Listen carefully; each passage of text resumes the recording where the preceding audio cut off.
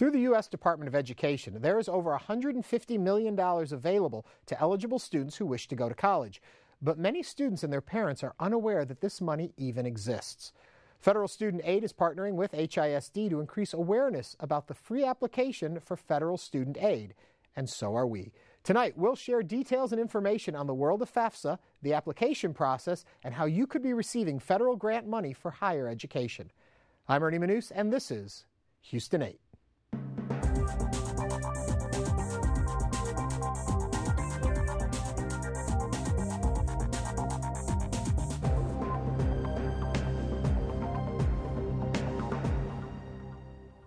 Joining us tonight are Nefertari Mundy, Manager of Counseling Services at HISD, and Maisha Challenger, Awareness and Outreach Specialist, U.S. Department of Education, Office of Federal Student Aid. Before we start, remember you can share your thoughts throughout the show on Twitter using hashtag Houston8. And welcome to you both. Thank you. Let me start with Nefertari and ask, students will say to me, it is overwhelming to try and apply for student aid, for grants, for all that's out there. And some just decide not even to do it because it's so hard. Is this what's going to help them?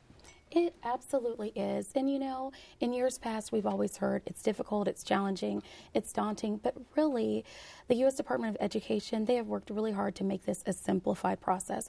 So if you go on and you can do the online application, 15 to 20 minutes, anyone can handle that easily. So it's much simpler this year. Absolutely. Now, so as I understand it, you fill out this form, and then what happens? We'll go into more detail in a minute, but just initially. Absolutely. Well, the FAFSA, as you mentioned, is the free application for federal student aid. And for students that want assistance to go to school, we have federal money available. You mentioned grants, but we also have work study and loans. Grants are free money. Work study is where you work to pay off your tuition. And then you also have loans that has to be repaid. So in order to get this financial assistance, you have to fill out this form in order to determine what you potentially qualify for. Now, once you fill out the form, I'm probably jumping ahead a little bit, but we're there now, so we'll go. Sure. You fill out the form, Yep. It gets submitted. What comes back to me from it then? Well, as the student, we ask for some basic information, social security number, date of birth, things of that nature, and also your parents' information. Once you provide an email, we give back to the students what we call a SAR, which is a student aid report. That student aid report is going to give a variety of different information for the student. There's called an EFC, and we can talk about that a little later, an expected family contribution, an index number that the school uses to determine their financial aid award package. But that SAR that the student is going to get is going to kind of give them a guesstimation about some of the federal financial aid they may qualify for, depending on the school they want to go to. Does it apply them for these, or does it just give you information of what is out there? It gives them just information. It doesn't say you're absolutely going to get them. It's basically a guesstimation. It doesn't enter you, though, for any of them either, does it, or does it? Does it or does it? There's a good question. Does it or does it not? It's not necessarily entering. It's basically a idea of what you may qualify for. Because remember, when they fill out this form, it's just for federal aid. There's an application that the students have to fill out when they go to the school. So if they decide to go to the school, it's kind of just like a guesstimation of the types of programs they may qualify for. But if a student does not complete the FAFSA, they won't be eligible for the $150 million that we talked about that's available from the federal government. So before you do anything else, January 1st gets here. We're a little late on this one. January 1st gets here. Sure. Fill this out. Absolutely. A lot of people say, no, wait till you've done your taxes. That's what I keep hearing in our research about it. Nefertari, what do you think? Well, I'll let Maisha speak to the taxes Sure. portion of it, but there are sections of the FAFSA that you can fill out before you have your parents' tax information. And you can always go in and do an estimate and then come back and add the actual tax information at a later date. And so she hit it right on, but basically what we tell students, because as you mentioned, a lot of people haven't filed their taxes yet, and so what we tell students to tell their parents that they should guesstimate. They should use their last year's tax information now and then go back in. You can make corrections on the form and then give the correct amount once you actually have filled out your taxes. So why is it important to fill it out as quickly as possible? Because there's a pot of money. You know, you guys have mentioned it's actually $150 billion. I was just off a little bit. Just $150 billion? Just a little bit. It's $150 billion, which is why this is so critical to get the word out about it. So it's $150 billion. dollars. And there's federal money, but there's also state money and institutional money. So there's 3 pots of money. There's also scholarships. So when we talk about aid, there's federal money, state money, and institutional money. A lot of that money is first come, first serve, and there are deadlines for all of that. But if I'm going to have to go back in and change my FAFSA later on to correct and adjust it, how can I already be... That does not delay the process. The school takes that into account, looks at what you correct, and then makes a decision then. So it does not affect you. Okay, but we ask you to do it first. Go ahead. Okay, we keep talking about your parents helping you. Yep. Is this solely for high school seniors going to college, or is it for anybody that wants to get back into the education cycle? Well, I mean, if you're going to go to college, not just seniors, but if you're going to college and you're wanting loans, work study, or you want to be eligible for institutional aid, you need to fill out a FAFSA. So I've been through 2.5 graduate programs. Every year I filled out the FAFSA to see which types of aid I'm eligible for. Okay, it's been a few years since I was applying for school aid, so I'm a little rusty in this whole area. One of my assistants said to me, though, she had a friend who lived at home with her mother, who did okay financially, but did not help her daughter in any way, shape, or form. Is there a way to stand on your own if you live at home with another parent?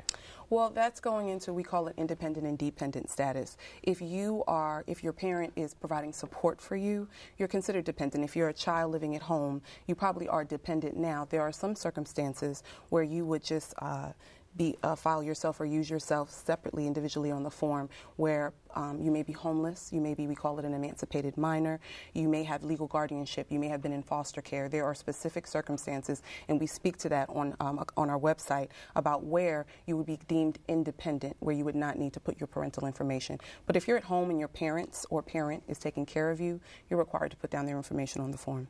Okay, you look like you wanted to add something there. Oh, no, she's just getting it all.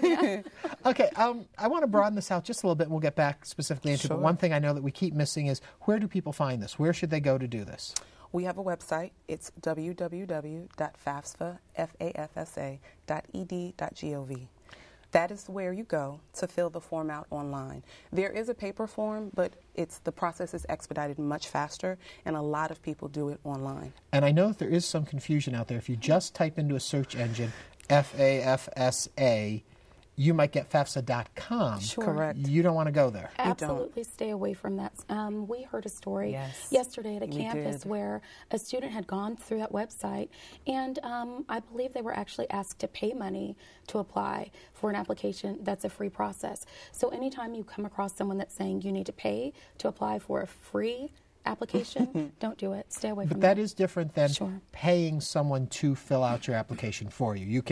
There are services that will help do it for you There are also. services, but we do not encourage that because the Department of Education has free services for individuals. There's a 1-800 number that we have. It's 1-800-4FED-AID, 4FED-AID. And we're going to put all of this on our website, so if you're wondering where to find it. Absolutely. But it's 1-800-433-3243. We give free service, free help to individuals that need help filling out the form, to students, to parents. We also have a live chat.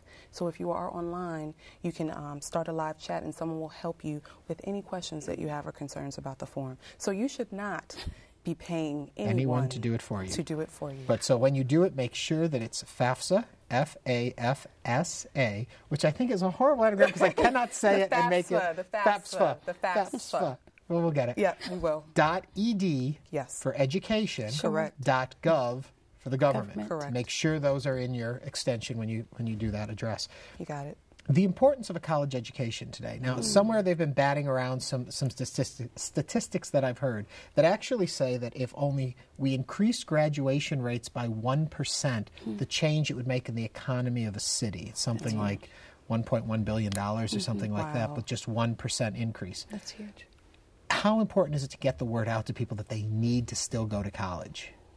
You know, I think that's so important that students and parents recognize the importance of going to college. We just did a campaign where we partnered with the College Board, and everyone knows the College Board because of SAT, and so they're familiar with that name. And so they have a campaign that's called the 5 Ways Education Pays. And so we basically highlighted the benefits of a college education. So greater wealth, everyone, that's the first thing we think about when we think about a benefit of higher education. But we also can talk about more security, job security, closer families, stronger communities and better health. And so they've done the research, and that research shows if you go to college, these are 5 benefits that are going to pay off in the long run, and not just financially. So you talked about the impact to the city, but we can also talk about, impact that's not measured monetarily. Mm-hmm. And just to piggyback on what Nefertari said, let's be realistic about the times. It's tough economic times, and that's why we're here working with the City of Houston, because we need people to understand that there is assistance. I think a lot of people think that it's so expensive, and we know college tuition is not cheap. The cost of attendance is going up each and every year. And so what we want to do with this campaign and working with the City of Houston, we call it our FAFSA campaign, is get the word out, because realistically speaking, the more people that fill out this application, the more people that are going to college, which is what we want to happen. I was watching one of the many videos that are out there on YouTube for FAFSA, right. And there was a talk show with some gentleman saying that he'd never imagined, I'm going to make a mockery of it, but you'll get the point, is that he never knew that there would be a grant out there for an African-American Alaskan who wants to go to Nevada for chemical engineering. It's a joke in the way they present it, but there is some fact to this, that there are very odd, unique scholarship opportunities out there. There are, and what we try to tell people, that every circumstance, every person's individual circumstance is unique.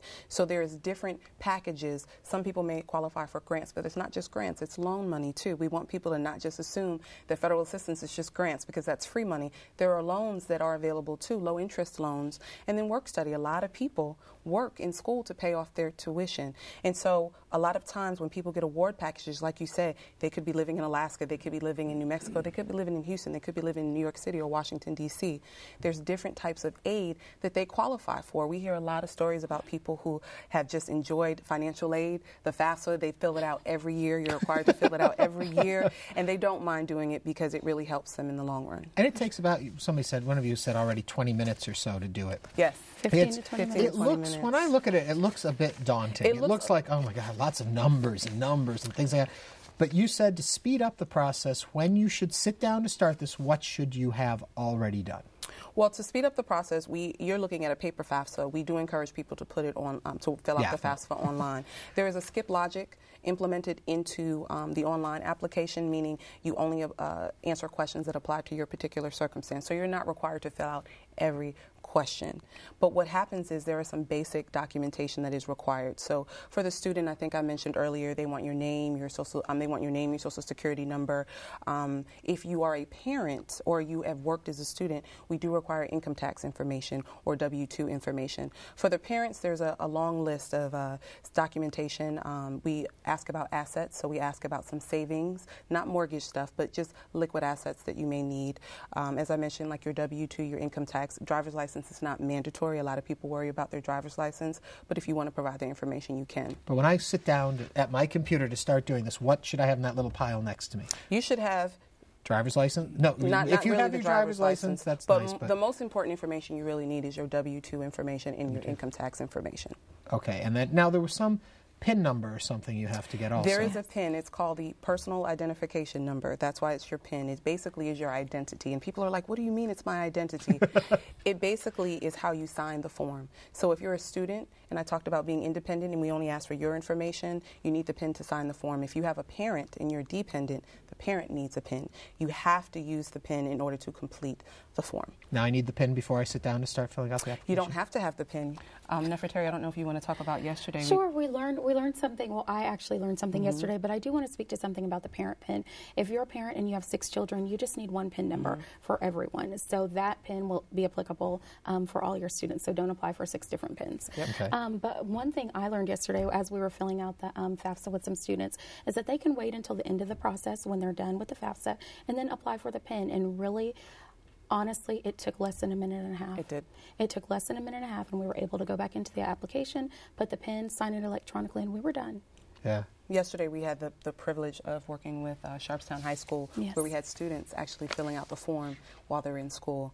And we had just an amazing time working with them, working with the school, and we had about 10 to 15 students actually complete their form. Oh, that's and great. We had probably 40 to 50 begin the process, but needed tax information from their parents. And, you know, we worked with the ones to finish what we could, and then the other ones have begun the process, so we're really excited about that. So basically, if those watching us right now had logged in when we started the show, by the time we're done with the show today, they'll all be they would have all been registered in. Piece of cake, yes. See how easy that time would have flown by. Yes. I want to ask a little bit about the different types of schools that are out there now. There's a lot of for-profit schools that seem to be popping up. Does this aid apply across the board? The aid that we provide, the federal financial aid, is not just for four-year school. It's for community colleges. It's also for vocational and technical schools. So let's say you wanted to go to school for nursing. There is federal financial aid available. Let's say you wanted to go to beauty school. We have federal financial aid available, seminary, theological school. So it's not just for four-year schools. It's for various different trades that it is available. So I go in there, and I know I keep repeating the same thing. I want to make sure everyone does this, though. You go in there, you fill out the form, I get the information back from you guys. Is that going to then guide me to these other scholarships? Has it entered me already into them? What do I have to do after I get the information back from you? Well, scholarships and federal financial aid are two separate things. And I keep putting them together, and I apologize for that. And it's okay. The U.S. Department of Education does not offer scholarships. We have a search engine on one of our websites. I haven't talked about our website. One of them is studentaid.ed.gov, where there is a scholarship engine. So let's say you like dance. You can put in dance, and it will direct you to various scholarships that are available. I tell people to go to Google. We don't offer scholarships, but there are tons of scholarships out there. Can you do this before you filled out the FAFSA, or does it happen after the FAFSA? You can do before, after. We encourage before because it's a separate thing. I don't know if you want to speak to that. Sure, Ms. it Mundy.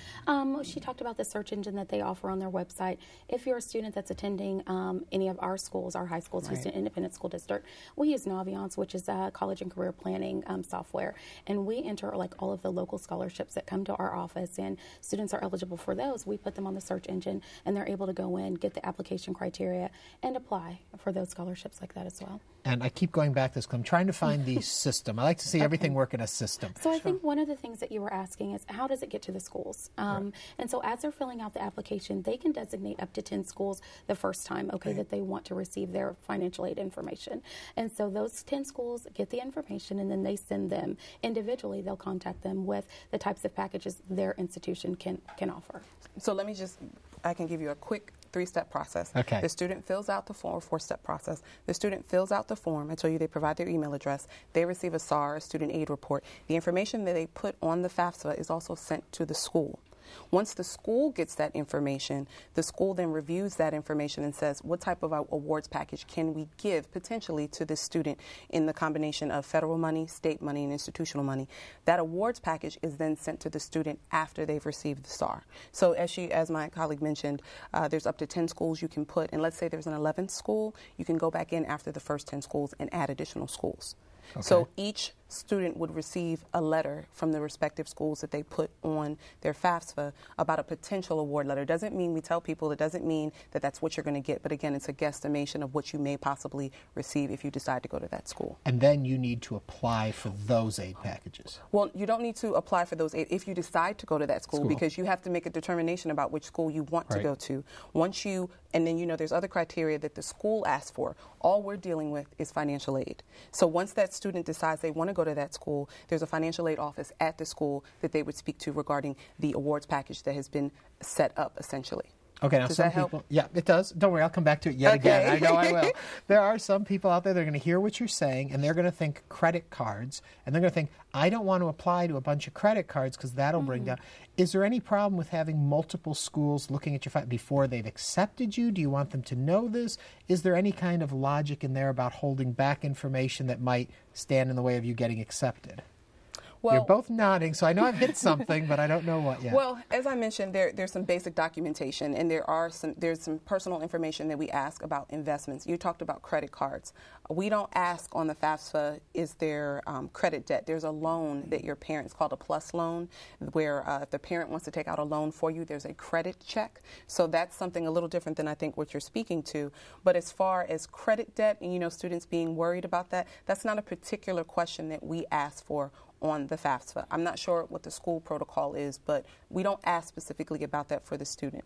I wish I had asked that question, because that's a better question than the one I did ask. Okay. But what I'm wondering about is the amount of the number of schools you apply to. Do you want them to know that where you stand financially as far as the information from the FAFSA before they have necessarily accepted you, thinking that maybe you're going to be looked at in a less positive light if you can't afford to pay for that school, and now they have this information in front of them, as opposed to they accept you and then they hear what we need to do to make it happen? Well, the information that they're looking at, the FAFSA, is what determines the award package. So the school is based on what you put down.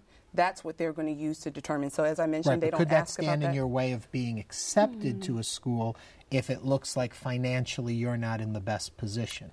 I think that that's a question that the school makes a determination upon. We don't necessarily look at that, and I don't want to guesstimate because I don't know the protocol that the school uses. But it could be, it could not be. I'm really not sure. As far as what we do, we just ask for the information, and then the school decides to put together the package based on the information you provide. Anything you want to add on that? No, I think we summed it up pretty accurately. It's not, filling out the FAFSA is not going to be detrimental to your credit, and it shouldn't be detrimental to your admissions process, because most of the students, when they're selecting the schools that they want this financial information to go to, they've already, in most circumstances, applied to those campuses. They know they meet the academic criteria, and that's the primary thing that campuses are concerned about. Okay, do you meet the academic criteria? And if they want those students, they will do what it takes to help them meet the requirements financially, and I think that's what it's all about. See, I'm trying to look for the negatives in FAFSA, and I can't find there it. There aren't any. I mean, let's be realistic. As I mentioned, $150 billion is out there, and so there has to be some requirements for you, the individual, to give some information so the school can make an assessment about what it is they need to put together your awards package. And so I say we don't ask every question because that would be very daunting, but there are specific questions, you know, as far as the W-2 and the income tax that really gives, I guess we call it a good assessment of your financial circumstance, and then they take that into account. I mentioned the EFC, the expected family contribution. That's where you look at what the student has made, you look at what the parents have made, and then that number is what the school looks at to determine the award package. Is there a set scale, set levels at which we know you are not getting money? When you figure out your EFC, what are the break points there? Because I know some folks, they filled it out, they just were not eligible. But you encourage everyone to fill it out anyway. We do. There are some folks that know going We're in. smiling, yes. I'll let you start, please. I will start. And I mean, like you said, there are lots of people that make hundreds of thousands of dollars, and their kids might say, you know, why should we even go through this process? We know we're not going to be eligible. But in some circumstances, scholarships, which we talked about, are free money. Some scholarships are asking for the FAFSA because they want to know, okay, what have you done? Show me this financial information. Sometimes they just want to review it. So scholarships, and also the institution may offer aid, especially if you're in a specific major. And so everyone needs to fill it out. So it's not your guidelines, it's outside guidelines really that determine it. So it's the school. It's the school that's every school could be different. Every school, so everybody should fill it out because you never know where you're going to land. You never know. And when you said there are thresholds, those are the questions we get all the time. Well, I know I make too much money, and I tell people there's no income cutoff. We get that question all the time. And as you said earlier, you could be an African American living in Alaska, or a Caucasian male or Asian woman living anywhere. Your circumstance is individual. So everyone qualifies for different types of aid. You may not get all grant money. You may qualify for loans, but that still counts as financial aid. So I fill this out and I get my information. See, I told you I was coming back here again. Yes, you are coming back. And I've got my list of information that you have sent me. Sure. Is that it? Or should I be looking elsewhere still for more aid, for more support? Or is this going to do it all for me? When you say, is that it, do you mean in terms of the aid that you're getting from individual institutions, or what additional steps do you need to take? I'm going to say I'm pretty lazy. And I'm going to say I filled out this form, and now I'm thinking, either correctly or incorrectly, any opportunities that are out there will be presented back to me by having filled out this one form. Is that an accurate assessment or not? Interestingly enough, also through our conversations yesterday, we heard from one college access coordinator that works directly with students. And some students, after filling out the FAFSA, a month or two later, they were saying, well, I haven't heard anything from my institution. I put in an email address, I didn't check the mail, or nothing's in the mail. You know, why haven't I heard about my package? And so they called the university and they said, well, did you check your email account? Because we've sent something, we've set up something, and we just need you to go check that. And there might be additional forms that they have to turn in terms of verification. So there are additional steps that may need to take place, but by filling this out, you've done the bulk of the work. So now take the extra steps to make sure that everything. And I'm not so much asking about follow-up. I'm asking, are there other things? Right. Is there more money available? Thank you. I got you. You know where I'm coming from. I know where you're coming from. And absolutely, the FAFSA is not the only means of assistance to go to school. We talked about HISD. They have scholarships. Companies have scholarships. Target, Walmart. Starbucks, they offer Coca-Cola. Coca-Cola. Sure. They offer money to students going to school, but they don't advertise it. So we encourage students. I said Google.